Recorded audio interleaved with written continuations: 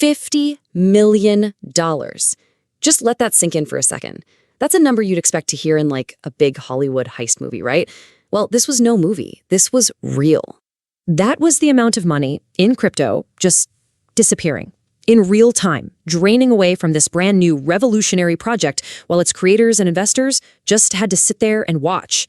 It was like a digital bank robbery happening in slow motion. No alarms, no getaway car, just lines of code quietly stealing a fortune. So how did a single hacker manage to pull this off? How did they nearly destroy the entire Ethereum network?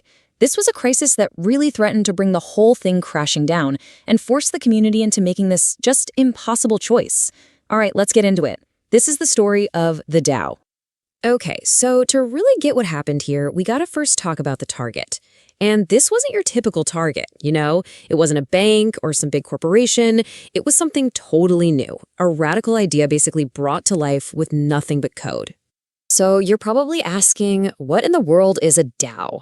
Well, the easiest way to think about it is like a venture capital fund, a group that invests in new startups.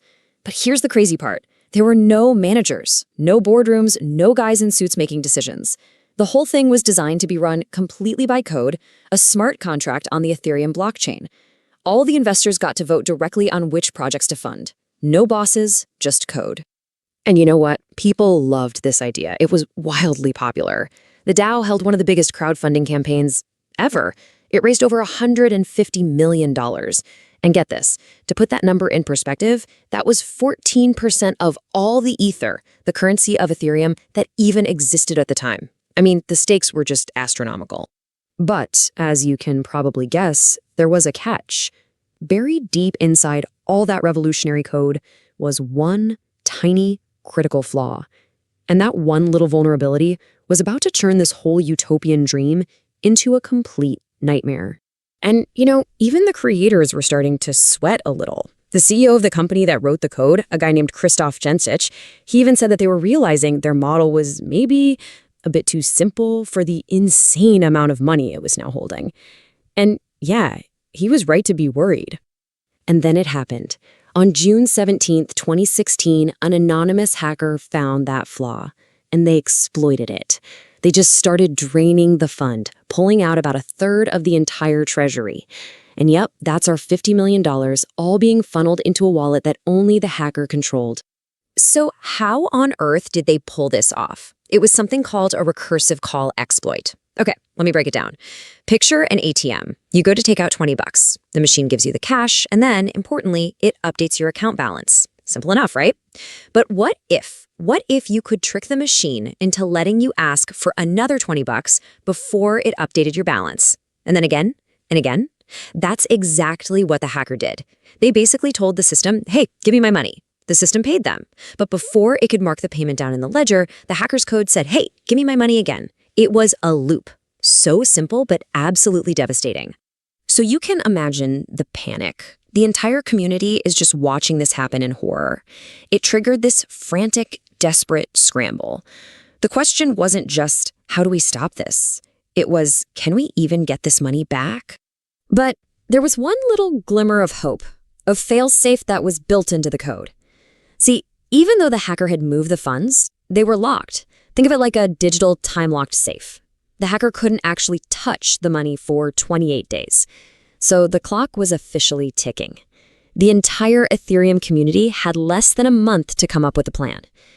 And this kicked off one of the biggest, most intense debates in the history of crypto.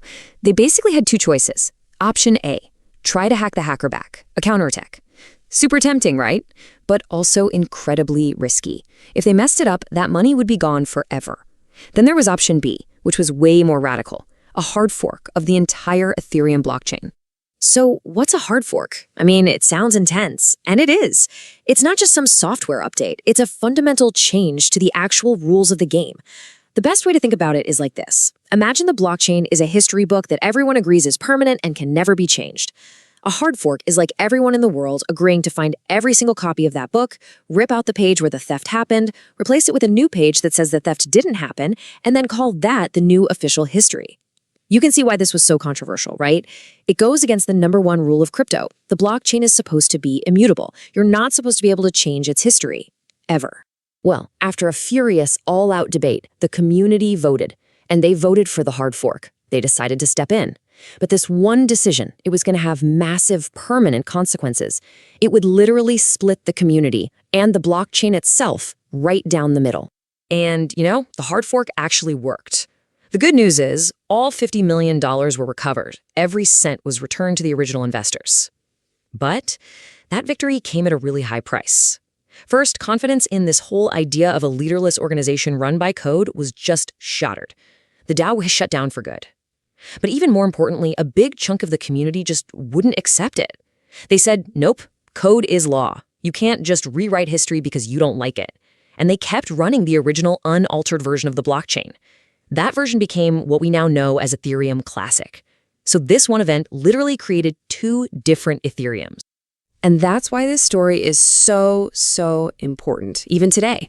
The DAO hack was basically a trial by fire for Ethereum. It was this brutal lesson for the entire crypto world.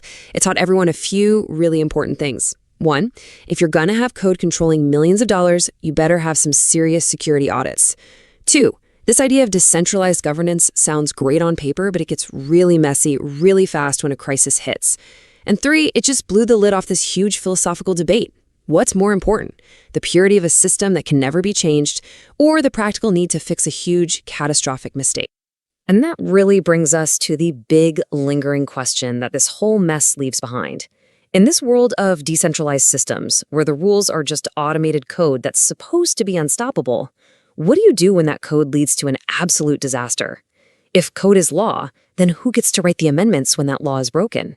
It's a massive question, and honestly, it's one the crypto world is still trying to figure out today.